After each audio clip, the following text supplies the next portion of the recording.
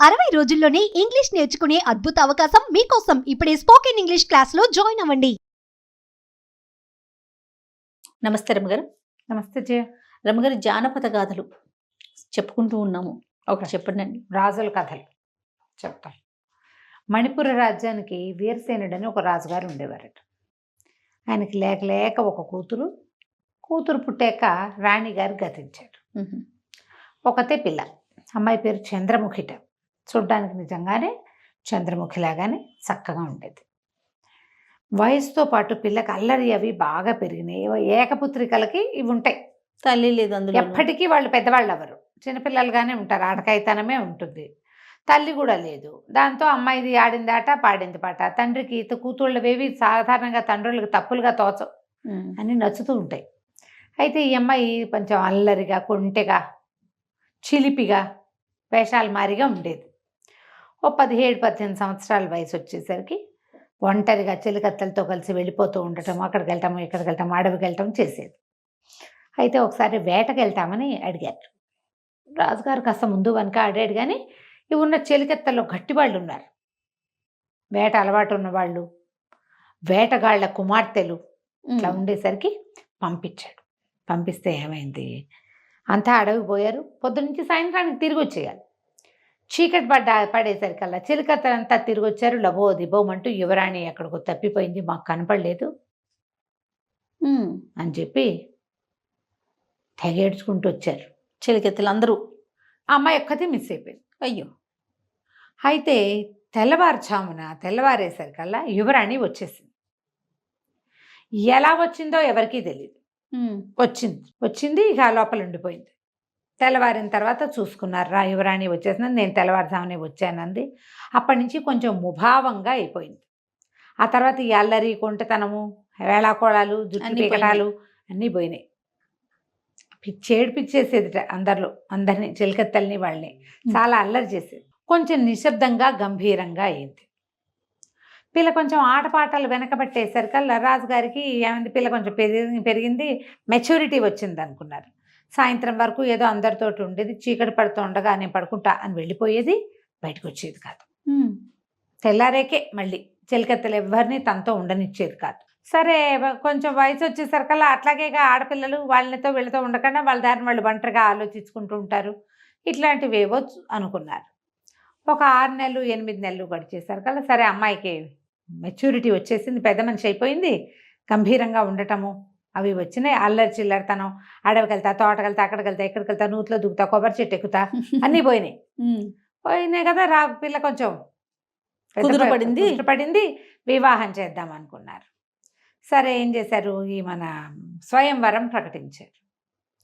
ఎందరో రాజకుమారులు వచ్చారు. అమ్మాయి నిశ్శబ్దంగా ఉంది, అలంకారం చేయించుకునేది, ఏదో కూర్చునేది, అంతే.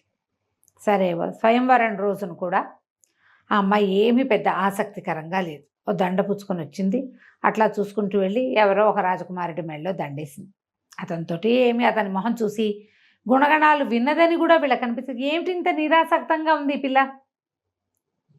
స్వయంవరం పట్ల చాలా ఆసక్తిగా ఉండాలి, ప్రతి రాజకుమారుడి గురించి తెలుసుకోవాలి, ఓహో ఈ వీడు ఆ ఫోటోనే అని గుర్తు చేసుకోవాలి. పెద్దగా ఏమీ లేదు, నిరాసక్తగానే ఉంది. ఏదో పెళ్లి చేసుకుందామని దండేసినట్టుంది. ఈ వేసిన వాడెవడు, చక్రసేనుడు. ఇతను చేది రాజ్యపు యువరాజు. సరే, ఈ పూట స్వయంవరం అయిపోయింది, చీకటి పడిపోతుంది, అమ్మాయి లోపలికి వెళ్ళిపోయింది. మర్నాడు ఉదయం విద్దు కూడా ఆ అమ్మాయి ఒక అంటి ముట్టంతనంగా కాసేపు కూర్చుని తలకాయ నొస్తుందని లేచి వెళ్ళిపోయింది. ఈ రాజకుమారుల వ్యవహారాలు పక్కపక్కన కూర్చోటాలు అవి ఉండవు కదా, కాస్త అట్ట ఎదురుగుండా కూర్చున్నారు. అమ్మాయి ముసుగు కూడా వేసుకుంది, బాగా కనపడలే, అలంకారాల్లో వాటిలలో అతనికి తెలియలే. కానీ ఈ అద్భుత సౌందర్యవతని చెప్పుకున్నారు బాగా అందరూ. అమ్మాయి చాలా అందగతే, మేము ఒకళ్ళిద్దరం ఫోటోలు చూసాం అన్నారు. అయితే బాగున్నట్టే, ఆకారం, విగ్రహం అది కనపడుతోంది, పర్వాలేదు. మొహము, కవళికలు, నవ్వు, మాట, పలుకు, చిలుకు ఏమీ లేవు. సరే, అతనికి కూడా అర్థం కాలే, కానీ ఏముంది, మన ఇంటికి వస్తుంది కదా అని. అక్కడ ఏమిటి పెళ్ళిళ్ళు, వీళ్ళ పద్ధతి, స్వయంవరం, రాకుమారుడు రాకుమార్తె పక్కపక్కన కూర్చుని పెళ్లి చేసుకోవటాలు లేవు అక్కడ. స్వయంవరమే పెళ్ళి. ఇప్పుడు వివాహపు తంతంతా ఈ చక్రసేనుడి కత్తితోటి ఆయన గారి చంద్రహాసాన్ని తీసి అక్కడ పెట్టి నేను వెళ్ళొస్తానండి అని తన దారిని తను వెళ్ళిపోయాడు. వీళ్ళు ఇక్కడ శాస్త్రోక్తంగా ముహూర్తం పెట్టించి లక్షణంగా పెళ్ళి. కత్తికి బాసికం కట్టించి వివాహం జరిపించారు అన్ని తంతులు. తర్వాత ఇంకా కాపురానికి పంపేయటమే, అయిపోయింది పెళ్ళి. ఓహో. ఈవిడితో బోల్డ్ అంత గుంపు చెలికత్తెలనిచ్చి చిన్నప్పటి నుంచి అమ్మాయికి సేవ చేసిన దాదులనిచ్చి ప్రయాణం చేయించి చేది రాజ్యానికి పంపారు. రాజ్యానికి చేరుకుంది రాకుమార్తె. సరే వెళ్ళిన తర్వాత అక్కడ కూడా యథావిధిగా ఏదో కామ్గా ఉంటుంది. ఉదయకాలం అంతా అందరితో ఉంటుంది. రాత్రి అయ్యేసరికి ఆవిడ ఒంటరిగానే ఉంటుంది. సరే ఇంకేముందిలే, ఎలాగో శుభముహూర్తం పెట్టిస్తామని ప్రథమ సమాగమం కోసం ఒక పెద్ద అంతఃపురం అలంకారం చేసి రాకుమార్తెను అందులో సాయంకాలమే ప్రవేశపెట్టారు. ఆవిడ అక్కడే ఉంది. చీకటి పడేసరికి రాజకుమారుడు వచ్చేసరికల్లా లోపల అతను చాలా అందగత్తె అని వినున్నాడు. పెళ్ళి ఒక 2-3 నెలలైంది. ఇప్పుడే వచ్చింది. ఆ సౌందర్యం చూడాలని ఇతను ఏం చేశాడు, దీపాలు అవి పెంచి కాస్త బాగా వెలిగేలాగా చేసి దీపం పుచ్చుకొని లోపల గదిలోకి వెళ్ళాడు. వెళ్తే అక్కడ రాకుమార్తె కనిపించలా. అంతా వెతికాడు, అర్థం కాలే. ఏమైంది రాకుమార్తె ఏదంటే లోపలే ఉంది అన్నారు. 2-3 ఉన్నారు. ఇంతకుముందు ఇట్లా బయటికి వెళ్ళినట్టు కనపడిందండి అన్నారు. మాయమైపోయింది. ఇదేమిటి ఇట్లా మాయమైపోయింది? ఈవిడికి ఒక క్లోజ్ చెలికత్తుంది మాలతి.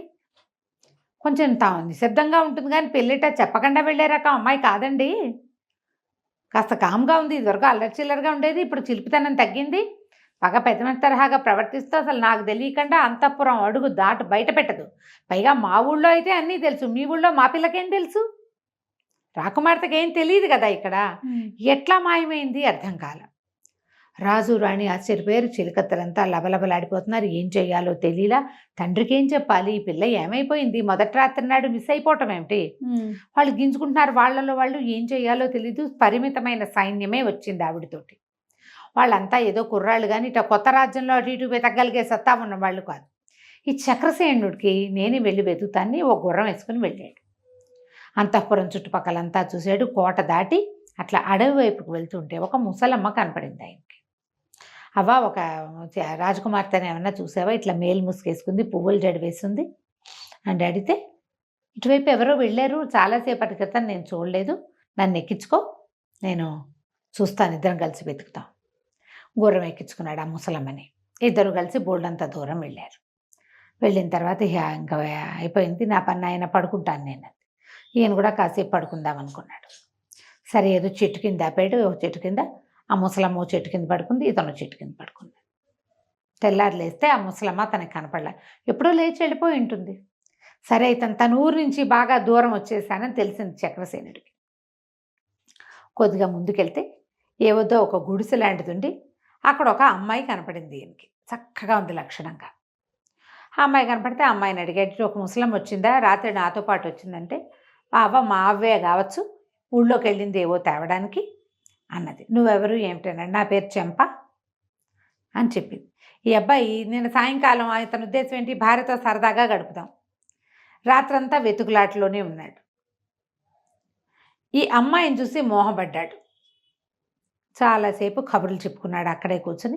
అమ్మాయి ఏం చేసింది, తినటానికి ఏవో 2 కాయలు పట్టుకొచ్చి ఇచ్చింది. నేను ఇక్కడే ఉంటాను, అప్పుడప్పుడు రమ్మంది. ఇతను ఇక అంతఃపురం అంతా వెనక్కి వెళ్ళిపోయాడు. అంతఃపురం అంతా వెతికారు, ఎక్కడా ఏమీ దొరకలేదు. రాకుమార్తె కనపడలా. ఈ సడన్గా ఇలా పెళ్లి కూతురు మిస్ అయిపోవటం అనగానే ఊళ్ళో రకరకాల మాటలు పడితే కోటలో కూడా ఏమిటేమిటో చెప్పుకునేవాళ్ళు. ఇతనికి అక్కడ విసుగు పుట్టే, దొరికిందా అని ప్రతి వాళ్ళు అడిగితే అవమానంగా ఉండేది. ఇక అమ్మాయి ఊసెత్తుకోకుండా రోజు గుర్రం వేసుకురావడం, ఈ చెంపతో కబుర్లు. ఆ ముసలం ఎప్పుడు కనపడేది కాదు అతనికి. అవ్వ ఊళ్ళోకి వెళ్ళింది, అవ్వ చెరులోకి వెళ్ళింది, అవ్వ బట్టలు ఉతకడానికి వెళ్ళింది, అవ్వ ఏదో చేయడానికి వెళ్ళింది. ఈ చెంపతోటి ఎవరు లేపడం, ఏకాంతం దొరికేసరికల్లా చల్లగా ఆ అమ్మాయితోటి స్పెండ్ చేయడం మొదలుపెట్టాడు ఇతను. కొద్ది నెలల తర్వాత రాజుగారికి ఏమనిపించిందో, పిల్లేమో మాయమైపోయింది, మణిపురానికి కబురు చేసేద్దాము, మనవాడికి ఇంకో పెళ్లి సంబంధం చూసి పెళ్లి చేసుకుందాం, ఇల్లు పట్టకుండా తిరుగుతున్నాడు పిల్లవాడని పెళ్లి సంబంధాలు చూద్దాం అనుకున్నారు. ఇతనికేమో ఈ చెంప కావాలి.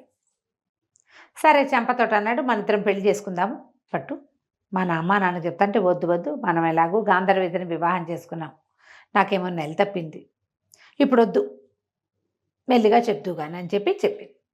మెల్లిగా ఈ చెంపకి నెలలు ఎక్కుతున్నాయి. ఓ. ఈ మణిపురం నుంచి వచ్చిన ఈ రాజకుమార్తె చంద్రముఖి తాలూకు చెలికత్తెలంతా ఇక్కడే ఉండిపోయారు, ఎవరిని పంపల వెనక్కి. ఏం చేస్తారు, సమాధానం చెప్పాలి కదా, అక్కడికి వెళ్ళి ఉండిపోయారు. ఈ అమ్మాయికి నెలలు ఎక్కగా ఒక రోజు అన్నాడు, నువ్వు నాతో వచ్చేసేయి, రాజభవనానికి వెళ్ళిపోదాం, ఒంటరిగా పురుడు ఎట్లా పోసుకుంటావు, మీ అవ్వ ఒక్కతే నిన్ను పురుడు పోయలేదు, నీ వల్ల అవ్వదు అంటే, కాదు ఆవిడ ససేమిరా, అమ్మాయి ఒప్పుకోలే, వద్దు తన 2 నెలలతోటి రాజమందిరానికి వస్తే నన్నేమనుకుంటారు, ఏం వద్దు, సంతానం కలిగాక తీసుకెళ్తూ కానీ చెప్పి ఇట ఏం చెప్పకుండా ఒక రోజున గర్భవతిని 2 నెలలతో ఉన్నదాన్ని తీసుకెళ్తే అవమానంగా ఉంటుంది, ఏం వద్దు, నాకు సహాయం అక్కర్లా, మా అవ్వే నాకు చాలు, ఏం పర్వాలేదని ధైర్యం చెప్పింది. ఈ అబ్బాయి ఇంటికి వెళ్ళాడు. ఆ రోజు లేదు, మర్నాడు ఏదో ఇంట్లో రాజకార్యం ఉండి ఆగాడు. ఆ రాత్రి అతనికి ఒక రకమైన భయం వేసింది, ఇవాళ కనేస్తుందేమో చెంప, సహాయం లేకుండా ఆ అడవిలో ఏమవుతుందోనని ఏం చేశాడు, చంద్రముఖి చెలికత్తెల్లో మాలతి ఉంది కదా, మాలతి నువ్వు నాతోటిరా, ఒకరికి సహాయం చేయాలని ఆ మాలతిని గుర్రం ఎక్కించి తీసుకొచ్చాడు. తీసుకొచ్చేసరికల్లా ఆ గుడిసె దాకా వెళ్ళేసరికి, చెంప ఎక్కడ ఉంటుందో అక్కడ గుడిసె దాకా వెళ్ళేసరికల్లా లోపల నుంచి ప్రసవ వేదన పడుతున్నట్టుగా మూలుగులు వినపడంగానే ఇతను అన్నాడు, బయటగా నుంచుని, మాలతి నువ్వు లోపలికి వెళ్ళి సహాయం చేయమ్మా అన్నాడు. ఆ మాలతి లోపలికి వెళ్ళి కేవ్వమని పెద్ద కేకేసి, ఇతను హడిలిపోయి ఏమిట్రా అని లోపలికి పరిగెత్తికెళ్ళి చూస్తే ఇంకేముంది, అక్కడ నిప్పులు పడుతోంది, చెంప కాదు ముసలమ్మ. ఏ అవ్వనైతే మొదట ఇతను చూశాడో ఆ ముసలమ్మ, సంవత్సరం నుంచి ఆవిడ కోసం చూస్తున్నాడు, ఎప్పుడు కనపడని ముసలమ్మ అక్కడ నిప్పులు పడుతుంది. ఇక కళ్ళు తిరిగిపోయినాయి అతనికి. అయ్యో అవ్వా, ఏమిటి నీకు ఈ గతి, చంపేది అన్నాడు. నువ్వు బయటికి వెళ్ళు, తర్వాత చెప్తాను అని చెప్పింది. బయటికి వెళ్ళిపోయాడు. ఇంతలో ఒక 5 నిమిషాలు 10 నిమిషాలు గట్టి నొప్పులు వచ్చి ఆవిడకి ప్రసవం అయిపోయి ఆ ముసలమ్మకి మగ పిల్లవాడు బయటపడ్డాడు. పిల్లవాడు బయటపడేసరికల్లా ఈ ముసలి రూపంలో ఉన్న ముసలావిడ చెంపగా మారిపోయింది, చెంపే అయిపోయింది. మాలతి తెల్లబోయింది. చంద్రముఖి నువ్వా అని కేకలు పెట్టేసరికి మళ్ళీ లోపలికి వచ్చాడు. ఏమిటమ్మా ఏం అరుస్తున్నావు, చంద్రముఖి ఏంటి ఇది చెంపనాడు. అయ్యో బాబు కాదండి, చంద్రముఖి మా రాకుమార్తె, 5వ ఏటి నుంచి కలిసి పెరిగాం, నేను గుర్తుపట్టలేనా, చెంపేమిటి, ఈ అడవిలో ఉండటం ఏమిటి తల్లి, నువ్వు ఇక్కడ పిల్లాన్ని గంటం ఏమిటి, ఆ ముసలి వికృతాకారం ఏమిటి, లవలవలా ఏడ్చింది ఆ మాలతి. ఏడ్చేసరికి నేనేం చేయను, నా కర్మానుభవం, నాకు ఇంకో దారి లేక ఈ అడవిలో ఉంటున్నాను అని అప్పుడు చెప్పింది. సంవత్సరం క్రితం వివాహానికి ముందు అడవికి వెళ్ళిన రోజున నేను అడవిలో తప్పిపోయినప్పుడు నాకు ఒక లేడి కనపడింది. అన్నిటినీ వేటాడుతూ ఉన్నాం కదా, ఆ లేడిని కొట్టబోయి ఆ లేడి పక్కన కూర్చుని ఉన్నటువంటి మునిని కొట్టాను నేను బాణంతో. ఆయన నీ ఆటకాయితనంతో యవ్వన మదంతో ఇలా చేసావు, ముసల్దాని వైపు మన చెప్పించాడు, మీరెవ్వరూ లేరు, నేను ఒక్కదాన్ని ఉన్నా. ఆయన ఎంతో బతిమలాడితే నీకు వివాహం అయ్యి కుమారుడు జన్మించాక నీకు అది పోతుంది, ప్రతిరోజు రాత్రిపూట నువ్వు ముసల్దాని అయిపోతావని చెప్పాడు. ప్రతి రాత్రి నేను ముసలి వేషంలోనే ఉంటున్నాను, వృద్ధాప్యం వచ్చేస్తోంది, అందుకని చీకటి పడేసరికి లోపలికి వెళ్ళిపోయి తలపేసేసుకుంటుంది, తెల్లారేసరికి మామూలుగానే ఉంటుంది. ఆయన సడలించి ఇది ఇచ్చాడు నాకు, పగలంతా నేను ముసలిదానిగా ఉండను, సాయంత్రమే ఉంటా, అందుకని సాయంకాలాలు దాక్కున్నాను. మా మొదటి రాత్రి నాడు ఇతను నన్ను చూశాడంటే ఆ ముసలి రూపుతో ఏం చేస్తాడు అని పారిపోయాక మళ్ళీ అతనికే కనిపించాను, తెల్లవారు అతనే నన్ను చూశాడు మళ్ళీ. సరే ఎలాగూ నా భర్తే కదా అని అతనితో కాపురం చేసి, ఎలాగూ ఒక కుమార్తె ఒక సంతానం పుట్టాక నాకు ఈ శాప విమోచన అవుతుంది, అప్పుడే చెప్పచ్చని చెప్పకుండా ఊరుకున్నాను. బాగుంది. నిర్ఘాంతపోయాడు చక్రసేనుడు. సరే చంటి బిడ్డని ఎత్తుకుని మాలతి ఆ అమ్మాయిని మోసుకుంటూ ఇంటికి తీసుకుపోయాడు. రాజ్యానికి తీసుకెళ్ళి తండ్రికి జరిగిందంతా చెప్పాడు. మరి వారసుడు కూడా వచ్చేసాడు, అప్పుడే పెళ్ళయింది, ఇంకో పెళ్లి సంబంధాలు చూద్దాం అనుకుంటుంటే ఆ తర్వాత అన్నీ నార్మల్ అయిపోయినాయి కథ కంచికి మనం ఇంటికి. బాగుందండి, విచిత్ర ఘటన.